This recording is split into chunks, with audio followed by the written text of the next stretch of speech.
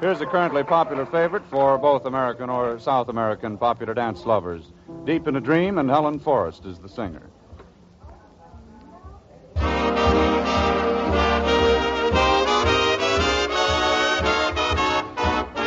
We discovered that our government has held on to anti-gravitic information from the scientific community. I'm going to be really pissed.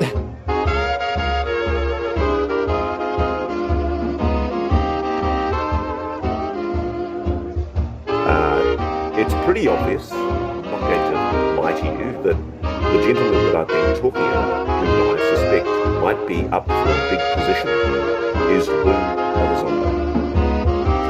And as you may have noticed in recent weeks, I have been quite delicately outspoken in my belief on previous Q&As that I think Lou needs to be more forthcoming about his past roles.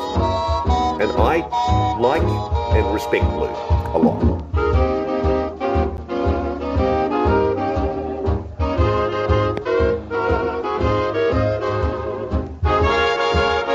Up on episode 73 of actually, Senator Harry Reid, who is majority leader. Dim all the lights and I sink in my chair. The smoke from my cigarette climbs through the air. The walls of my room fade away in the blue, and I'm deep in a dream of you. The smoke makes a stairway for you to descend. You come to my arms, may this bliss never end. For we love you just as we used to do when I'm deep in a dream of you. And from the ceiling, sweet music comes stealing. We fly through a lover's refrain. You're so appealing that I'm soon revealing my love for you over again. My cigarette burns me, I wake with a start. My hand isn't hurt, but there's pain in my heart. Happy 205th birthday anniversary to everybody here in the United States of America and from the United States of America to the rest of the world, from an undisclosed location deep in the San Jacinto Mountains. Here is your Leo Zagami and Christy. I know, it's not the usual setup, the usual location, but the signal is good. We are broadcasting thanks to Starlink, yes, because we are really in the middle of nowhere. For real, huh? For real. I actually made a video earlier about being in the middle of nowhere for my Italian audience, so that maybe people can understand that we are really far, far, far in the mountains. Here we are, huh? Check it out. Check it out. Tutti. And here we are. See, a beautiful scenario, huh? And we are broadcasting thanks to this, huh? Starlink. Well, at least it helps, huh? Elon Musk at least did one good thing. Okay, who are the sponsors of today's show, Christy? Daniel Estes, Hio Yozumaki, Lita Barba Tutu, and Dennis Valanis Enrique. Thank you for your donations, guys. And thanks to everybody that bought the book. Okay, books. And of course, guys, yesterday, we went back to number one in the hot new releases in the UFO section of Amazon. The Vatican top secret alien agenda is the book of the moment. I was also guested by Dr. Sala, who loved it, and I will be guested again once he finishes the book. I will be with Professor Amamoto on Sunday, July 5th, and there is many more interviews coming. The book, guys, it's 450 pages of previously unknown information. And it's what are the puppets doing here in the mountains, Christy? What have they been up to? They're trying not to fight with each other. Okay. They're trying to be loving. Oh. A loving couple. Oh, that's cool. Okay, so why did we title this show today After Independence Day, Important UAP Announcement Coming? It's not because we just picked up, the classical clickbait title. This is based on facts. Something really weird happened because on July 2, for World UFO Day, which of course is linked to the beginning here, at least in the United States of America, of the UFO frenzy, we had two important congressmen, Paulina Luna and Burleson, in two different podcasts, saying some very interesting stuff. Amongst the various things they said, Anna Paulina Luna admitted that soon there will be some kind of announcement. So let's go and check exactly what she said and see what the fuss is all about. Do you know something that has not been released? Do you know things that you feel the American people should know? There will be an announcement soon on one other kind of factor to all this, but it's nothing that I think it'll just be kind of give the assurance that people will understand that the phenomenon is real. But no, I mean, for the most part, everything that we have been able to discuss in a skiff, we can now talk about publicly. And what I will say is, without a doubt, the phenomenon is real. Okay, the phenomenon is real. But this big announcement is something that is not going to make the public completely go in a state of panic. But there is something that will be revealed, that will confirm that it's all real. So we want to thank once again our sponsors who have made possible this show today. We already read their names. I want to thank them again. Okay, you can do it. Because you know, I think that this time I might get it better for the pronunciation. Okay, so Daniel Estes, I get that's okay. It's easy. I don't know. I Then don't say anything. Hio Uzumaki. Uzumaki actually wrote something a while ago, which I need to go and retrieve because it was an interesting encouragement for. Yeah. And then we have a certain Leda Berbatu Tutu. Now, we were not sure if this was for the Italian show or the English show, but we, of course, mentioning this name. And then we have Dennis. Bolanos Enrique. Dennis Bolanos Enrique. That's a Spanish one. That's yes. Dennis Bolanos Enrique. Okay. Yeah, so I got it right? I guess so. Okay, perfect. Okay, I said we have a lot of information, guys, a lot of interesting information because something big might be happening soon after this historic 250-year anniversary. Burleson went to Jesse Michaels and revealed the following, which is really actually in line with my book, The Vatican's Top Secret Alien Agenda. This topic really, the church needs to be prepared for this. And we need to have a conversation because a lot of people are going off on very wild tangents. Okay, so the church, when he says the church, and here we can't miss Christy. Hello, Christy. No. Okay, so Barrison is saying the church needs to be prepared. We know that the Catholic Church is definitely prepared and has been prepared for a very long time. But like I explained in chapter 1 of my book, it seems like the evangelicals have instead a bit of problems regarding this whole disclosure.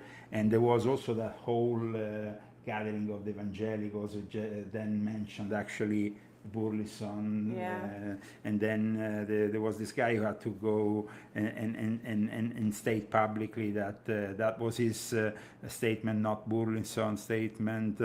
But definitely, when he's talking about the church that needs to be prepared for alien disclosure, that's not the Catholic Church, because, guys, in this book, it's detailed that the church has been very much preparing, also theologically speaking, since the 1950s. And my view is that this this absolutely actually does not reject the biblical worldview. If anything, the more that I look into it, the more it really strengthens my faith. It more really strengthens, it takes the story of the Bible. If you take this into context, right?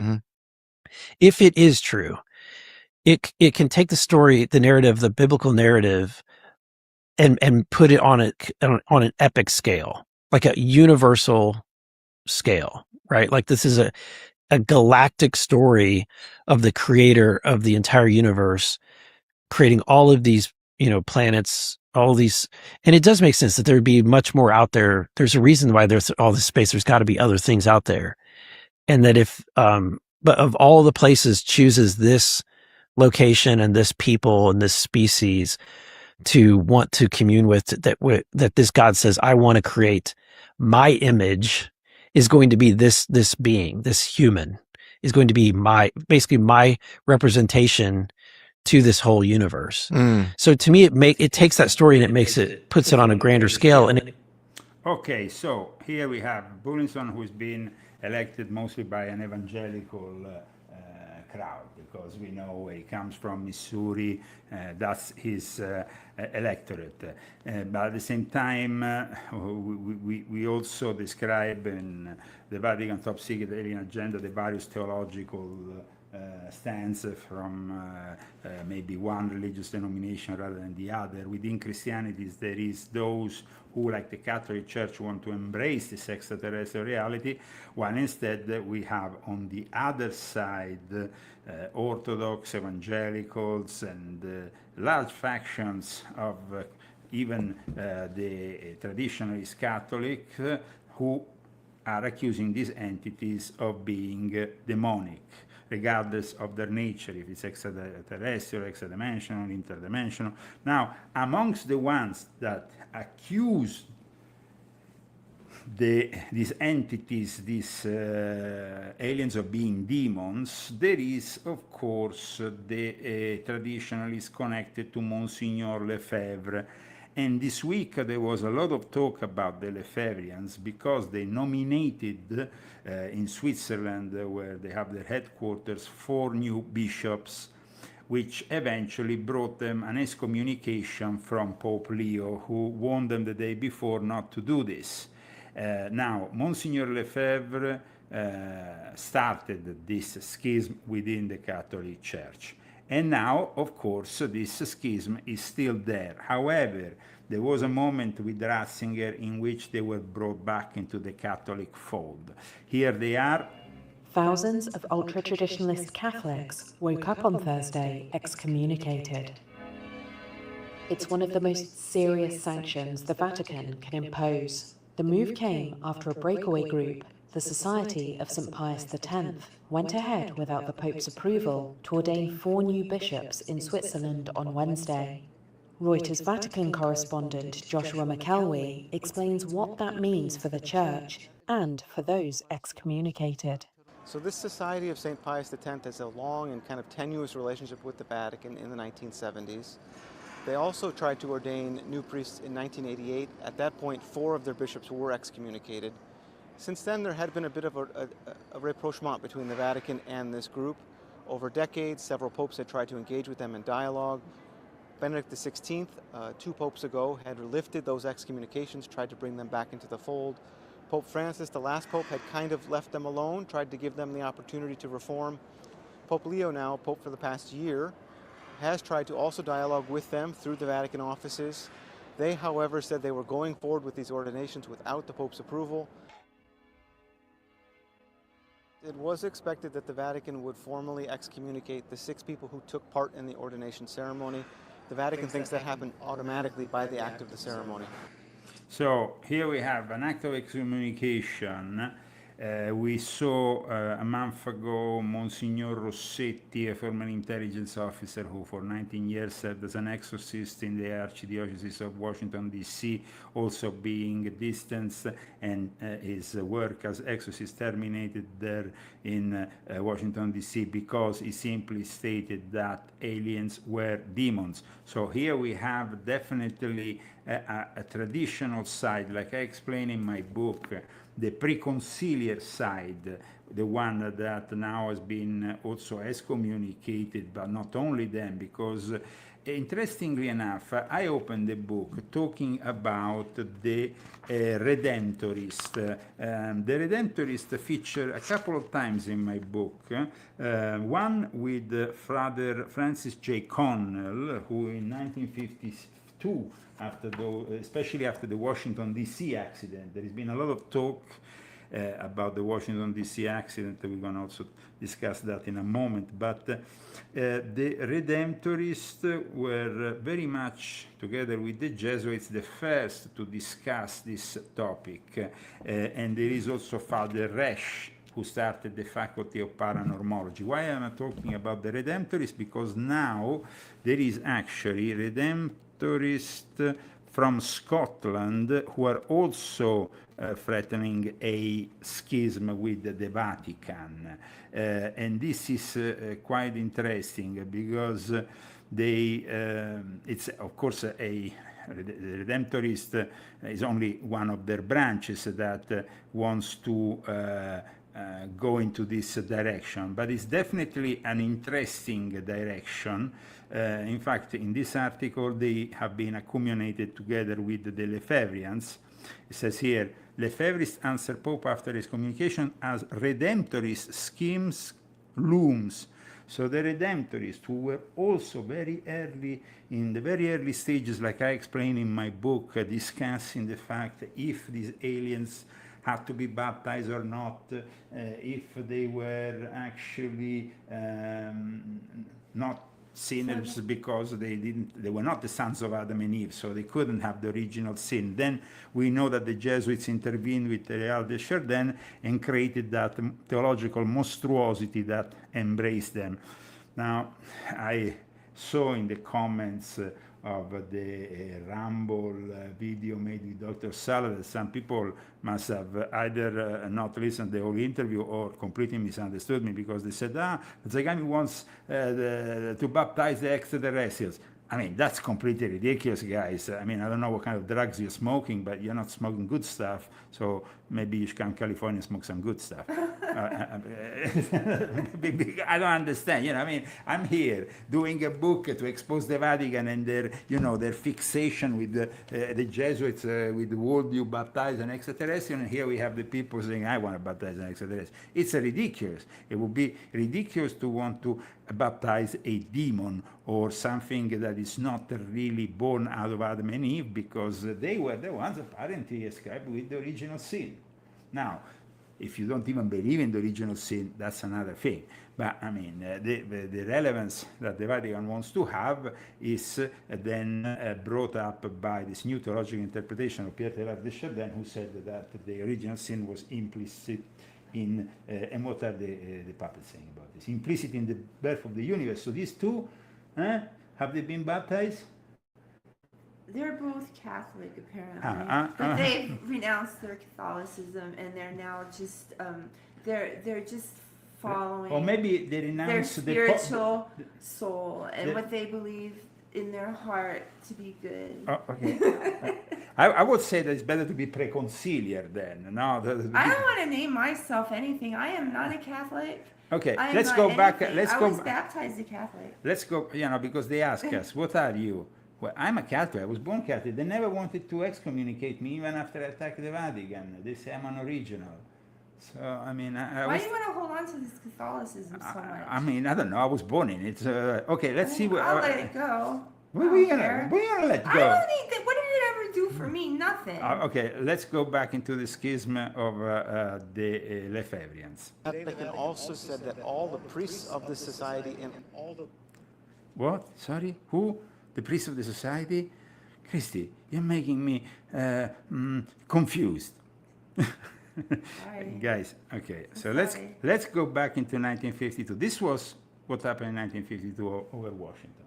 This is an original footage of what went on over Washington, D.C., and this footage then led to that Redemptorist publishing that article on Times Magazine and the beginning of an intense discussion on the theological approach the Vatican should have.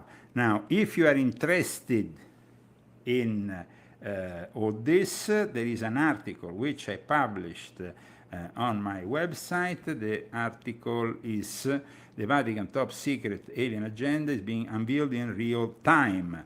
And Christy, please read this first paragraph. Can you manage? As some of you may already know, in my brand new book, The Vatican's Top Secret Alien Agenda, Hidden Encounters, Forbidden Rituals, and Jesuit Astronomers in the Age of UFO Disclosure, I expose the hidden reality they never wanted you to see. In the introduction, I describe how the skies were on fire in 1952 as the greatest UFO frenzy in modern history was raging as Washington, D.C. was under siege by glowing orbs that danced rings around our fighter jets, while radar at Washington National and Andrews Air Force Base tracked something which looked to be physically and technologically impossible. On August 18, 1952, Father Francis J. Connell, one of the most respected Redemptorist theologians in America, Dean of the School of Sacred Theology at Catholic University, discussed the theological implication of this new unfolding reality and how the original sin might or might not apply to beings from other worlds. Okay, perfect. So you can read the rest of it at leozagami.com, or do yourself a favor and purchase immediately a copy of my new book, The Vatican Top Secret Alien Agenda, edited by Christy, Alien Encounters, Forbidden Rituals, and Jesuit Astronomers in the Age of UFO Disclosure, to finally expose also all these clowns like the David Grashes of the situation, or the Luis Elizondo of the situation, who are always there, lurking behind the scene and then intervene publicly on all these TV shows, claiming that they are limited, though, on what they can say. So, why saying anything if then you can't really reveal the full meal deal? Here is Luis Elizondo. Have you stood in front of a recovered UFO? I am, I can talk about what's in the book because I got cleared for it. So let me say this. I have had in my possession material that was allegedly recovered from a UFO. Who gave it to you? I cannot say. Okay. It was, but I have been told, I was warned very, very clearly, this I'll share with you. I was told several years ago that I could never talk about crash retrievals or material, ever. And I signed a paperwork for it, right? So that in itself should be evidence for you. But more importantly than that, it's only been recently I'm allowed to talk about the one piece of material because it's in my book and I got cleared for it. Okay, let's talk about it. That's, I have to honor that. So you might not know that, but in this book I explain who is the lawyer of Luis Elizondo. And the lawyer of Luis Elizondo is a former Jesuit who used to head the Jesuit legal section here of the headquarters of the Jesuits in America. I'm talking about Daniel Sheehan, who is also the lawyer of that other reptile-looking being called Stephen Greer. Now, Stephen Greer went on a show of a friend of mine, which you met also, Pier Giorgio Caria. You remember Giorgio Caria with the stigmata man who went and picture?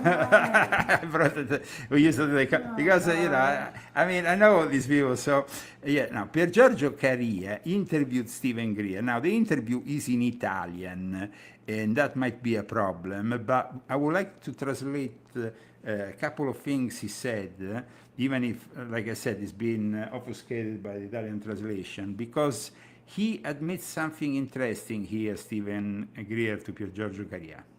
Il fattore extraterrestre ci sta aiutando. So he claims E mi sta that aiutando da molti anni. So he claims that the extraterrestrials have been helping him, and he will not be alive if they didn't help him. So he is admitting what Zecharia Sitchin said, that they had been physically helped. Sarò onesto. Sarei già morto. He said, I'm honest, I would already be dead if it wasn't for these aliens. The interesting thing is that, he's giving an interview to Per Giorgio Caria. Now, in my book, I explain who the Stigmata man is, this Bon Giovanni guy who... He thinks he's Jesus Christ. I don't know, I think he's the helper of Jesus Christ. I don't think he's... No, I think he is. I was around him. I think he is. He had all the women doing everything that he wanted to do, and they were listening. And I was like, screw that. Oh, guys, I mean, when we had to bring him for this conference in the castle, he asked me 12, I repeat, 12 rooms for 12 different people and 2 wives or 2 lovers, I don't know. I mean, it was what just... do you need 2 wives for? Well, I don't know, I mean, but... you would have a massive headache if you had 2 wives. I mean, he's got me in his ear all the time, and I'm enough. Yes, it's quite enough, I guess. It's quite enough. But in any case, this is Stigmata. He thinks he's Jesus Christ. Well, Can you believe it? How outrageous. Well, this was him. Well, if you want to know more about... Stigmata man received the stigmata when he went to Fatima, and allegedly he saw, he had a UAP phenomenon, a UAP event happening in front of him, and then he got this. Who is the puppet lady, Christy? Somebody's asking. Who is she? This is Cinderella Frisk. She's a beautiful movie star from another time, place, and emotion. And this, did we name him yet? I think I named him. It's Count Leo. Oh, this is Count Leo. Hello, everyone. My name is Count Leo, and I am the best of all the best. And everybody must read my book. Fine. Okay. Let's go back. This guy, I don't know who he is, but he's taking my spotlight. Okay, let's go back to Luis Elizondo then. I'm not trying to be evasive. I don't want to go to jail. Okay? I hear you. So there is so material. Here we have Al Puthoff, who last week said he couldn't go to jail after when he was giving the Disclosure Foundation his his speech, and then here we have this other guy who also doesn't want to go to jail. That I've had access to that was clearly engineered. We had one of the very best, I can't say which one of the very best aerospace companies and government contractors. Okay, so you can try to figure out who that was. Try to replicate. I'm not saying one way or the other. Tried to replicate that material, and at a cost of $1 million, and it broke the machine. They're able to create this material at a macro level, a sandwich between one piece and another piece. This material, up to 3 years ago, I don't know about now, but 3 years ago, we could not replicate. We did not have the technology to manufacture it. When you look at this material, and you found out, when we know for sure we've found it and where it was found, temporally, there's a problem, because this material has obviously been engineered with a technology that at least we're pretty sure we don't have. Maybe the Russians, maybe the Chinese, sure. Back in the 1990s, 1940s, definitely not. That is equivalent to us as if you have a piece of material that says, hey, this is from 1940, whatever.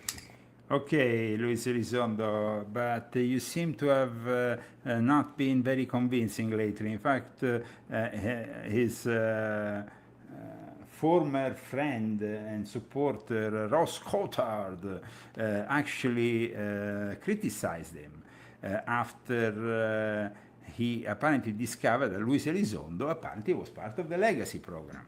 Now, the Legacy program, guys, it's really an important part also of my own book, because it connects the Vatican, the CIA, the defense contractors, the naval intelligence, as well as the Air Force intelligence. Now, let's go into what was also revealed regarding the 1952 event over Washington by Congressman Eric Burlison. Bombshell today came from Missouri Republican Congressman Eric Burlison. He says MIT Lincoln Labs has agreed to hand over an Air Force video from 74 years ago about a UFO briefing.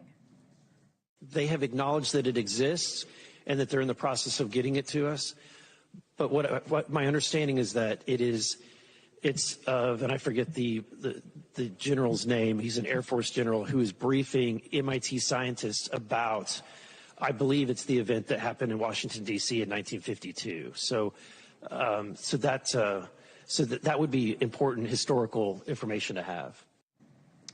Congressman Burleson is referring to a famous series of UFO incidents in 1952, often referred to as the invasion of Washington. In the UFO community, it's right up there with Roswell and the Phoenix Lights. Now, if these revelations today are true, the next several weeks could be groundbreaking, though many of us are still waiting for definitive proof of life beyond Earth. We are waiting. But it was interesting, though, like I said, this July 2nd stunt by both Paulina Luna and Burleson in some of two of the most popular podcasts. This was a brief introduction of what was discussed by Burleson in Jesse Michaels' podcast. Here we have, just a second, guys. Discover that our government has held on to anti-gravitic information from the scientific community, I'm going to be really pissed. Congressman Eric Burleson, Missouri Congressman Eric Burleson. Eric Burleson. What's going on here? MIT Lincoln Labs, we found out that there was a reel-to-reel audio file where you have a senior official with the Department of Defense briefing scientists at MIT about saucers. Whoa. There's reportedly an object that is not in this country that is so large it cannot be moved. What's the craziest thing that's ever been told to you? You can leave the person totally anonymous. This thing was blacker than black sphere that was floating, and it just gave this sense of just complete evil and darkness. So they brought me in and they told me about the event that happened in the western United States. They actually personally encountered these UAP. So they jump in the helicopter, they go to the location, and what they interact with are basically glowing orbs. They are some type of spherical, nebulous, what's described as like a ball of plasma. Neil McCaslin is a general who is extremely high up. Now, in regards to that general who was extremely high up and suddenly went missing, in the last chapter of my book, I also explained why he went missing. But, of course, you need to check out the Vatican Top Secret Alien Agenda because the Vatican is behind this whole thing, guys. And so, yes, we have the Burleson of the situation with the classical evangelical, likes to be curious about things. And he maybe is even genuine in his endeavor. But, of course, the people who have the top security clearance here seem to be all Catholics, including David Grush and including Hal Puthoff. Hal Puthoff was also present in a very interesting and revealing episode of this podcast titled Science versus Secrecy. Coming up on episode 73 of Fresh Freedom, if the truth about UAP exists, does it come from a telescope, a laboratory, or a classified vault? We've got three of the most influential minds in the field with us to discuss science, secrecy, and the search for answers. Here we have another, of course, attempt in dictating the narrative, in wanting to reveal and not reveal, which is typical of these kind of people. Let's see some of their most important statements. Podcast featuring freedom-focused representatives and policy experts who are fighting for conservative values and defending your constitutional rights. I'm Nate Lucas, joined by Congressman Eric Burleson of Missouri's 7th District, and today we're joined by three men who need little introduction in the world of UAP. Dr. Avi Loeb this guy, mega gatekeeper, took the helm of the new UAP Science Advisory Council, and Dr. Hal Puthoff. Wow, guys, and the interesting thing is that during this podcast, Hal Puthoff, of course, starts to admit his connection to the legacy program. has spent decades at the center of some of the most consequential research in the field. And last but not least, a returning star, UAP Gerb, an independent researcher, and he happens to hold the crown for the most watched Fresh Freedom episode of all time. So you got that going for you. Thanks, Nate. I appreciate that. This is going to be a wild... Yeah, wild. But let's go directly into the wilderness. Investigations and that kind of stuff. So actually what happened was that it was supposed to come down through a particular chain of command.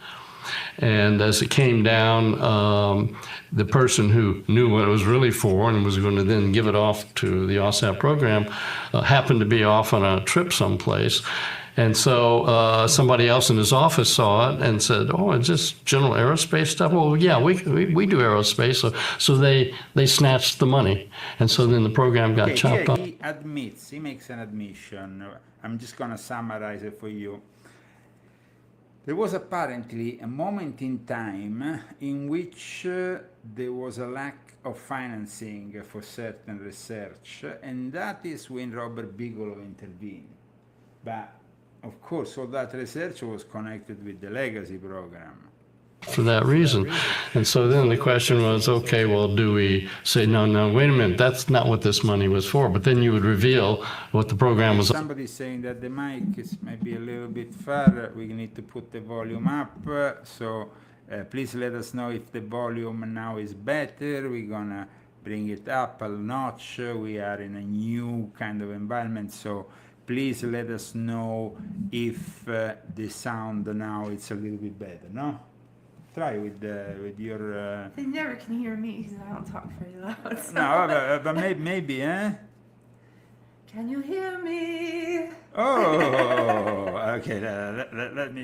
It's live. We are definitely live. This is where every other show. Tape anything and edit anything. Yeah, We're just all here. the other shows on the market regarding these topics are very carefully orchestrated, edited. This isn't, you can tell. Yeah. But we are not. We are genuine. It's like a genuine plate of pasta. Trust me, it's much better. Okay, so. Good evening, everybody. You're following us on this 250th birthday of our great nation, the United States of America, discussing, of course, one of the main topics that is being discussed these days in the places that control our nation, from Congress to all the other institutions, the defense, the Pentagon. The discussion these days is almost always focused on this mystery of an announcement coming that is lurking somewhere behind the scenes. Is it coming or not? And also, all these so-called disclosure advocates, what is their agenda? Well, that is something which I discuss in my latest books. Somebody says, the videos are loud and you are more quiet, Leo. Okay, but can you hear me now? Because, like I said, the problem is the fact that we have to adapt to a new environment. And so if the volume is better now, maybe lower the volume on the video. Yes. Can you hear me? It seems to be maybe a little bit better now. Okay. Which at that time was absolutely forbidden to do. So that's why suddenly the program got cut off right in the middle. So we searched around, and that's when we ended up going to DHS. And now it's known that we're going to do it at an SAP level called Kona Blue. But that went along. We spent, well, for one thing, we spent at least, I'd say, 2 years. We generated our program plans that would go from the floor to the ceiling. It was tremendous enthusiasm from their DDS&T. So this guy is the great manipulator. No, he is like the one who I've described in my book as one of the biggest gatekeepers. And of course, all these people which we have been discussing are present in my new book. Alpudov is a Jesuit agent. He was connected to the late Father Resch, who was a Redemptorist who was close, however, to the Vatican and was preparing the clergy for contact with extraterrestrial beings. They're telling me now volume is good, the video is loud, all good. So we might have to put the volume a little bit lower. And let's go and hear instead Avi Loeb, who is another important figure nowadays, who is emerging as one of the key gatekeepers of this new academic, scientific board nominated by the White House. This is, of course, another false or soft disclosure, but definitely it's not completely false. It's just like they like us to know only so much, and then they come in and say, we can tell you more. Always dismiss it and say, oh, it's a rock, leave it alone. And the point is, we need to dig deeper, and we don't need to guess it's extra dimensional something else. We don't need to guess that. First of all, let's establish the fact that it's not human-made, if we are dealing with a piece of technology, and then we can start asking, okay, so what is it good for? How does it operate? You know, like a kid. How do things work? But I suggest not jumping to the conclusion before we actually examine it. So just think of this process as the process of learning, you know, and in the process of learning, the best thing to do is watch the evidence or listen to whoever is on the other side, because you may not have good enough imagination. I love it. Was Lou Elizondo ever part? I love it. I think Burison is really a kid. Burison is really like, he got elected, and he's still wondering how he got elected, because apparently he was doing a very boring job in a kind of like typical office setup, like in one of the most boring jobs ever. And then he came up with the idea of becoming a politician, no? And he managed to get into Congress now, and I think he's still wondering how he got into Congress. And then as soon as he got into Congress, he wanted to immediately learn the truth about UFOs, which is really, it's like he has this kind of attitude. At that time, it's a little bit naive and sweet almost, you know? But I don't know, because he's also covering up for, of course, some state secrets which are not very sweet. But let's see what's going to happen now. Part of OSAP? Well, he was kind of an advisory kind of role, but he wasn't officially part of OSAP, although when... And then you have Hal Pudov, which likes to say and not say, plays the mysterious man. It's always there, kind of revealing and not revealing. Christy, I know that you are a little bit critical of all this. I mean, that you think it's like... I think it's a joke. What? The fact that they don't want to really tell us... I mean, either they say something or they don't, and they stop playing games. Okay, apparently Hal Puthoff has a podcast of sorts, but he had some kind of Lockheed Martin scientist saying something important that was picked up by these guys. Check it out. Interesting was several months ago, Josh turned me on to, there was an episode of Hal Puthoff's podcast where he had a Lockheed Martin scientist named Richard Van Dorich, correct, Joshua? Okay. And they claimed to have reverse engineered a material that they thought was 200 to 300 years in the future, technology wise. And the way they described the material that they had come into possession of is that Van Dorich said that just like in the Timbuktu story, people were seeing this material materialize all over the world. And it had the same properties as the piece of Russian sample that was stolen from my mailbox. It was very light. It could actually, if subjected to enough heat, actually levitate. So either Lockheed got my lost sample or something just like it, because this stuff is popping up all over the world. Oh, literally? There's other... Literally, yep. Oh, wow. According to the Lockheed scientists, yes, these pieces of material are coming into existence for people all over the world. Oh, that's very odd, isn't it? Because, yeah.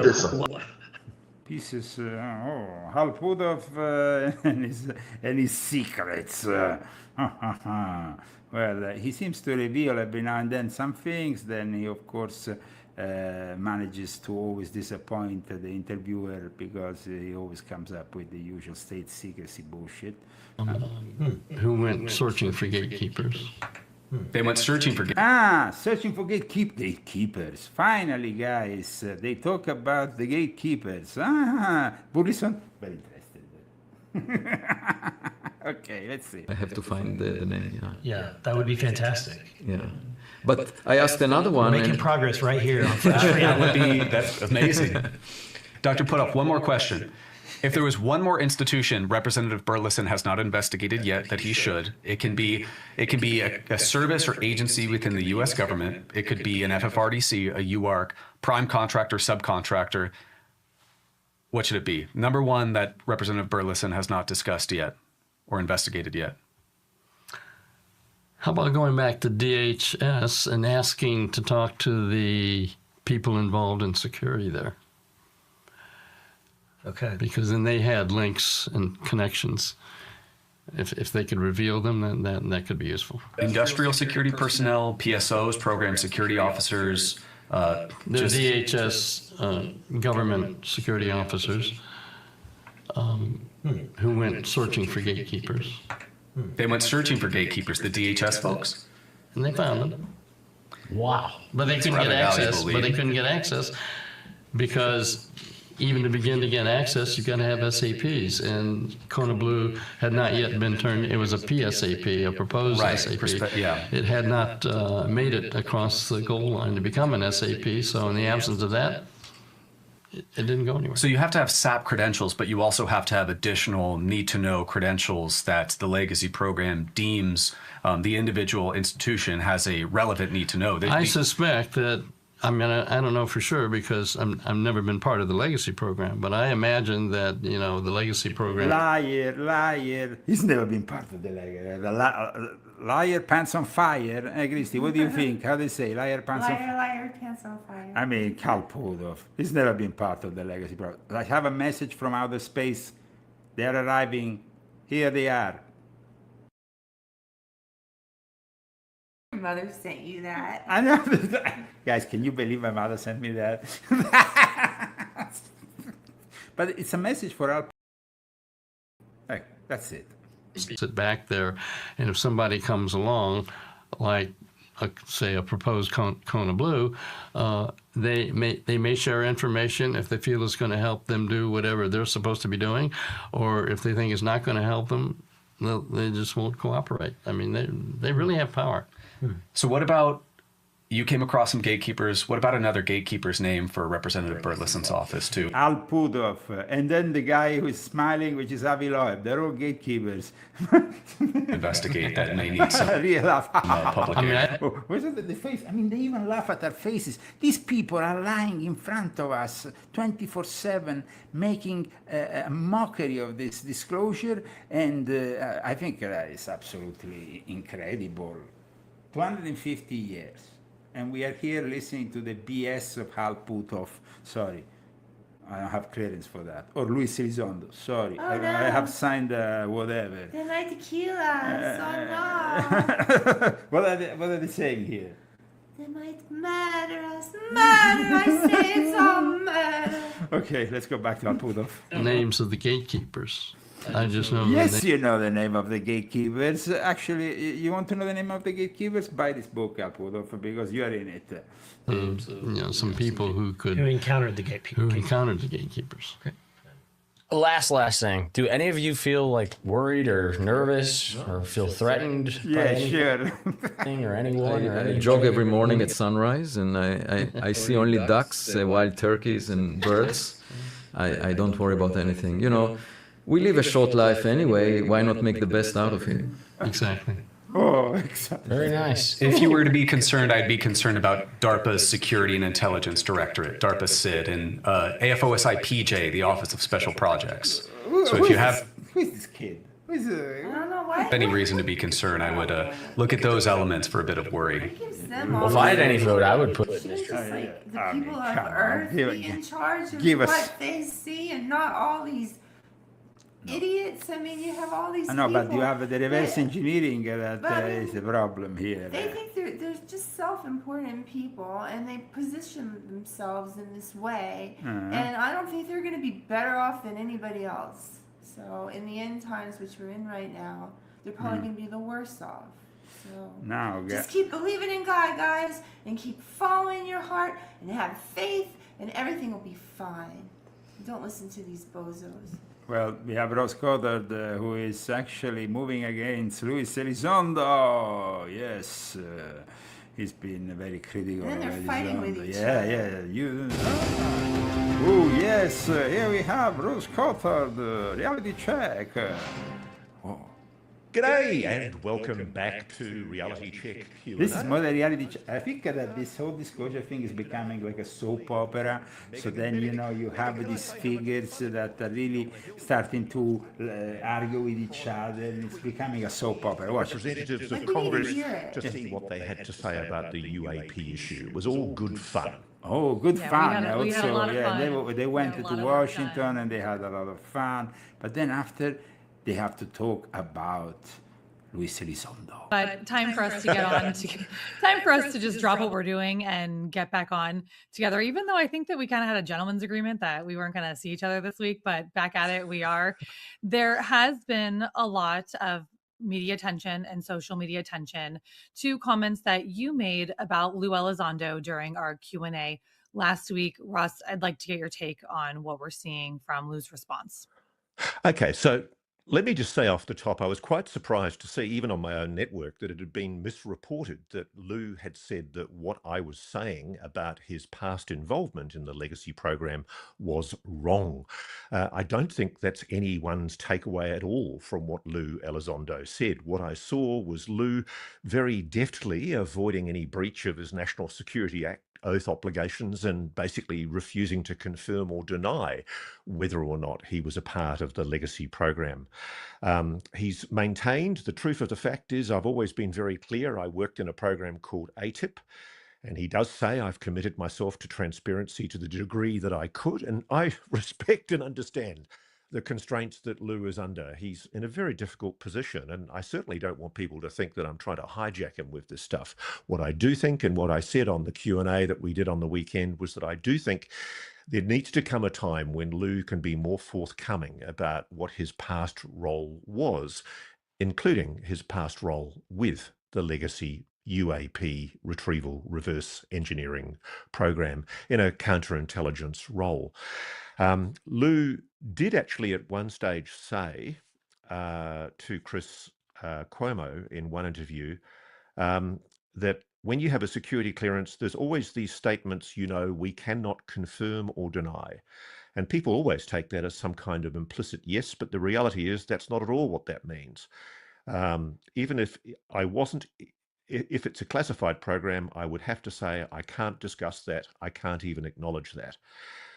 So he doesn't say I wasn't in the legacy program, but he also doesn't say he was in it, which is the classic intelligence community rejoinder to when naughty people like me put good men like Lou Elizondo on the spot. It's a Good people like me put on the spot. Well, we put on the spot all these jokers, Luis Elizondo, Al Pudov, Danny Sheehan. I would say that most of the speakers that this year were accounted in the desert in Palm Springs, Palm Desert surroundings, well, they were all gatekeepers. So, I was actually finishing to write this book surrounded by the enemy. I felt under siege by the heat, the growing heat of Palm Springs, and then all these Jesuit agents in the most known UFO conference of the year, which is Contact in the Desert, which has never once invited me officially there. We had to sneak in 2019. And then they invite us now kind of like on the, why don't you come to a reception? They are such assholes to us, guys. You wouldn't even imagine how assholey they are to us. They will do interviews with him. and then they'll waste his time for an hour and a half, and then they don't even play it. They're too chicken. They act like they're so like spiritual, and they act like they have such a higher their energy is so much higher that they need to help other people and give them advice about their energy. When it's themselves, if you have fear about anything, then you are not with God, because God is not fear. When you have God, you're very, like we are.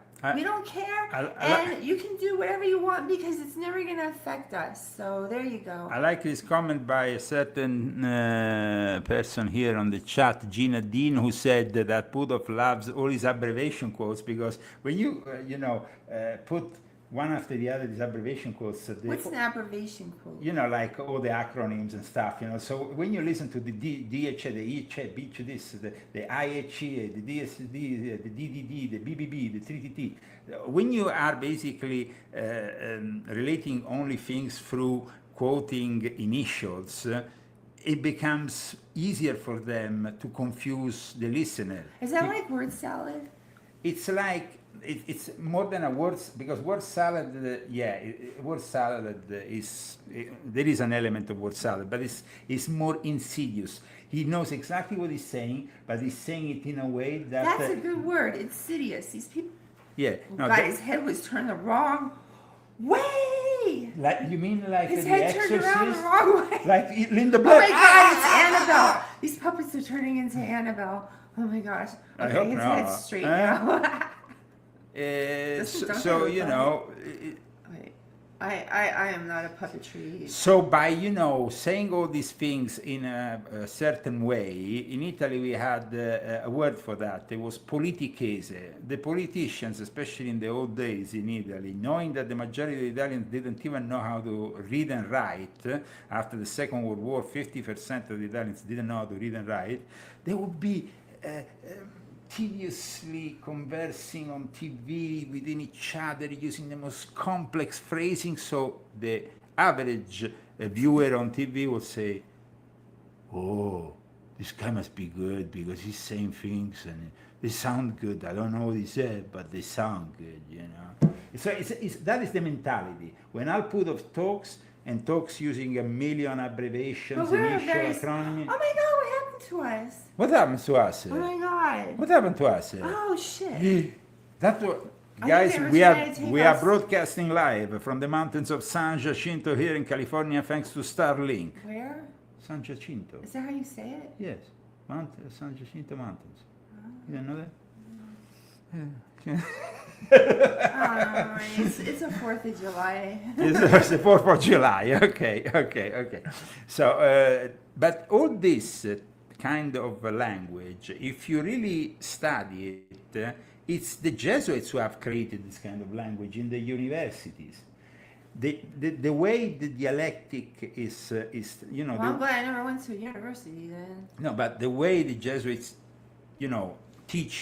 taught people in places like Georgetown University, or Fordham, is about, making them really feel acquainted with what they deem is the culture, the culture that they are pushing, and then they are brainwashing people with what they call culture. But often culture is simply their own version of reality, like their own version of history, their own version of science, their own version. And unfortunately, we're sick of their version. Their version, yes. And all these other versions of versions. We want the truth. It's sickly. We just want the truth, and that's it. And there's no such thing on this planet. Okay, let's go back here to the disappointed Coulthard. For him. What Lou did say, and I think this has been misreported, is that I've never said, he said to Chris Cuomo, I've never said I was in the legacy program. And that's now, it's becoming a soap opera. I think that they should make a TV series, The Legacy Program. This, like a real Hollywood production. Yeah, like a Hollywood production, and they should have Luis Elizondo as, an advisor, and all these characters, giving them little cameos. and maybe it's going to work out. True. Lou has never made any public admission that he was in the legacy program. But what he didn't do in either his comments to Cuomo or in any public comments anywhere on social media or anywhere in any public space is respond to the specific allegation that he was involved in the legacy UAP retrieval reverse engineering program. It's a difficult situation for Lou, and I deeply admire and respect the fact that he's very much pro-transparency and pro-disclosure. And as you'll see in an interview I do with UAP Gerb, which will probably be... Even Roscoe is a classic gatekeeper, so it's like the whole thing is becoming like a general hospital of aliens, general UAP hospital or something like, no? Yeah. We're not really in the mood for this right now. For what? For the soap opera? For any kind of game or any kind of show or any kind of BS. We want the truth. A lot of us are suffering because of the way the economy is right now.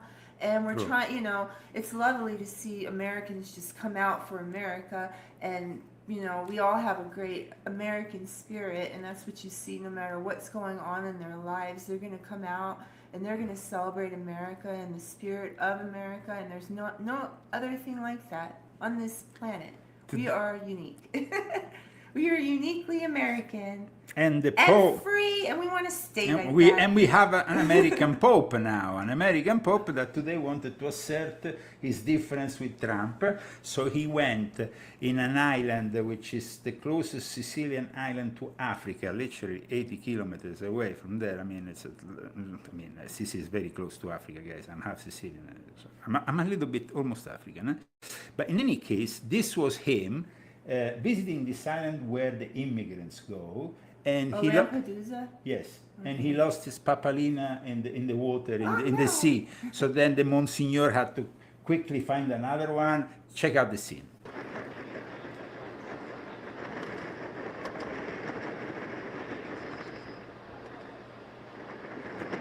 Ladies and gentlemen,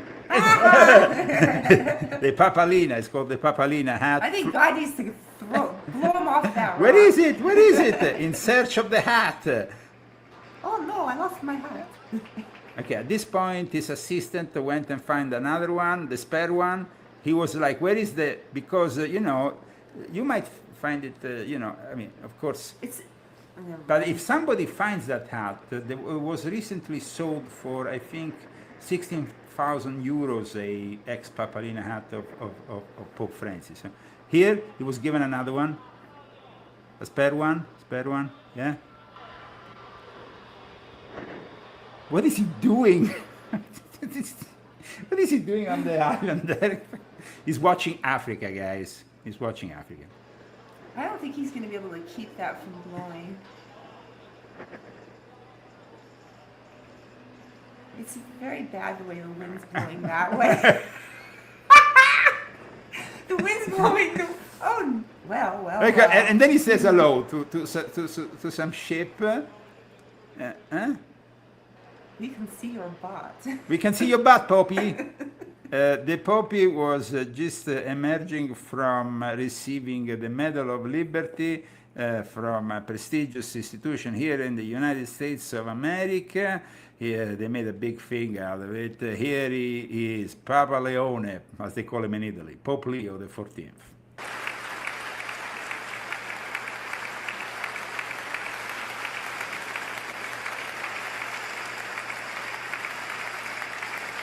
For the 250th anniversary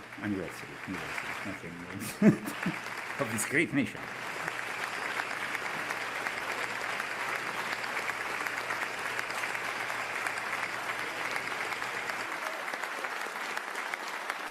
Thank you very much.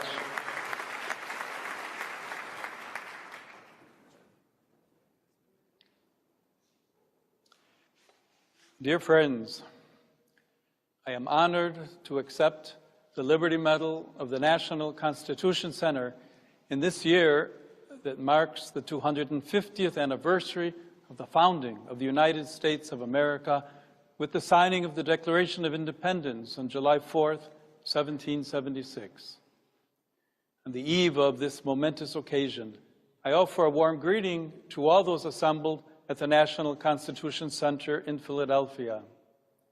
As a son of this great country, founded by courageous men and women who dreamed of liberty and of a better life for themselves and for their children, I join you in asking God's blessings upon America's future, that the lofty ideals enshrined at the beginning of the Declaration of Independence may continue to guide the flourishing of the nation in unity, justice, and peace. From our youth, most of us have admired the eloquence of those words, with their resounding appeal to the law of nature and to nature's God as the basis of their assertion that all men and women are created equal and endowed by their Creator with certain inalienable rights, including the right to life, liberty, and the pursuit of happiness.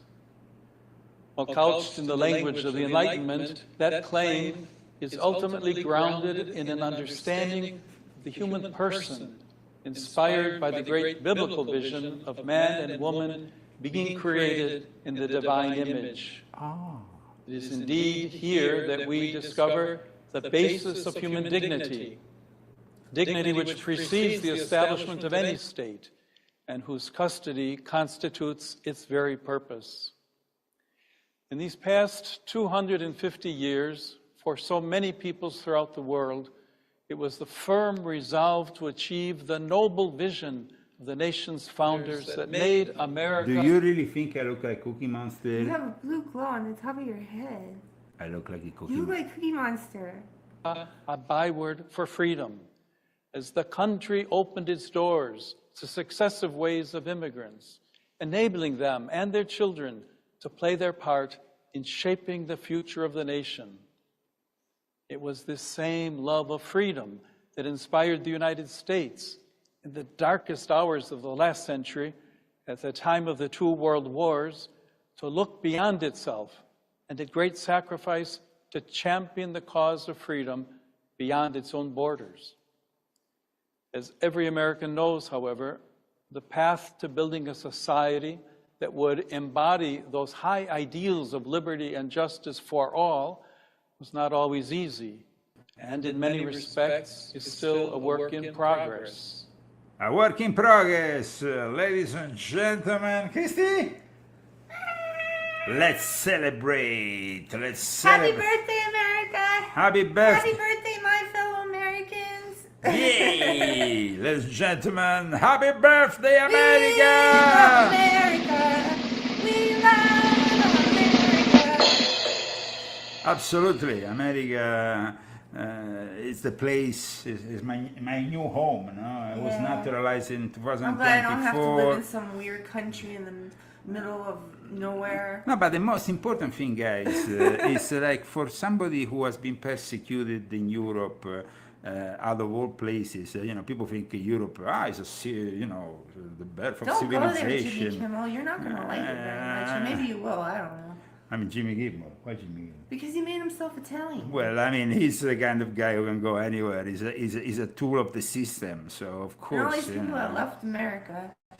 Well, the people who leave America thinking they can find something else that is better, remember that you are guaranteed the freedom of expression, the freedom of First and Second Amendment.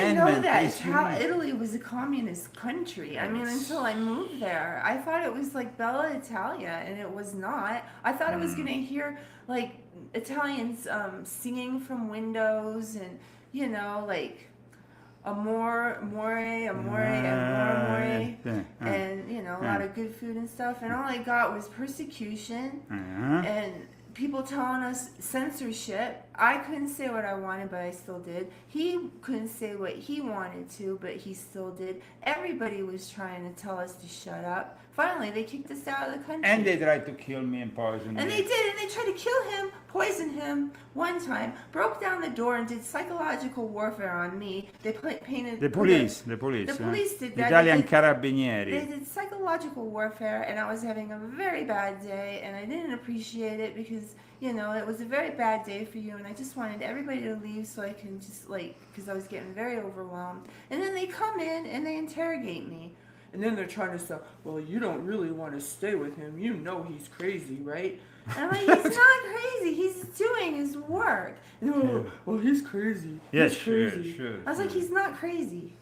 I believe in him. Ladies and gentlemen, thank you for making this book yesterday once again the #1 book in the UFO section of Amazon. I would like to show you that because for me, every time you bring my book to be #1, it's a great thing after so much work. And let me see if I can show you this. It's not easy to find it, but I will find it because it's my pride and joy to keep all the charts of Amazon when I appear to be #1. Oh, what can you do? I mean, sometimes it happens. I think this was, let me see, and you can see the date, 6, 7, let me see. It was yesterday. It was yesterday. It doesn't tell me yesterday though on that thing. I don't think anybody cares. They believe you. What do you mean? I'm sure they No, I believe found it. I found it. Ladies and gentlemen, I found it. Sorry. No, it's important. This because I want to show our audience also one other thing. #2, gatekeeper Dr. Pasulka. #6, gatekeeper Jack Vallée. #4, gatekeeper Richard Dolan. But the interesting thing is to be #1 in front of Diana Pasulka, one of the biggest Jesuit gatekeepers, and of course her mentor Jack Vallée. I mean, this is great, huh? They must hate me now. I've exposed them. Okay, we see you next week here from our undisclosed location deep in the California mountains. Huh? Wow, I don't look but ugly now. We? I look but ugly most of the show. Maybe God's bringing in some light because it was bad.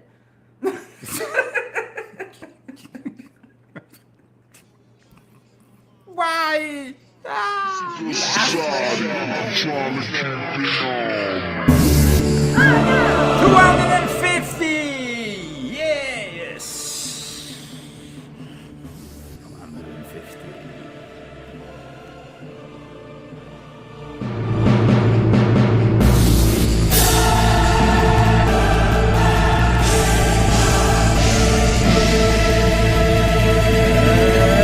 Here we go!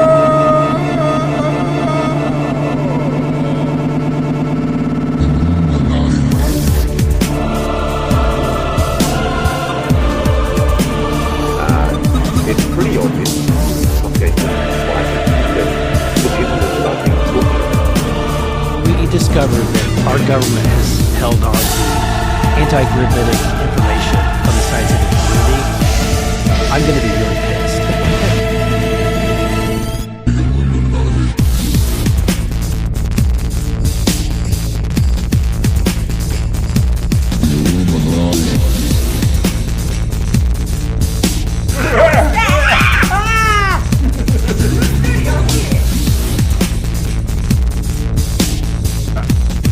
One thing is good. While everybody's suffering the heat around the United States of America, we are on top of the mountain in extreme freshness. And that is a good thing. And Yes, also, huh? Yes, something yes. else. Did you guys notice how much I was coughing last week? Mm. I couldn't even stop myself from coughing during the show. And I haven't coughed not one time since I've been here. Unfortunately, we can't stay. We've got to go back to Palm Springs, but at least I don't cough right now. And in this place, I can run my mouth as loud as I want because I'm in a condo in Palm Springs and I can't run my mouth.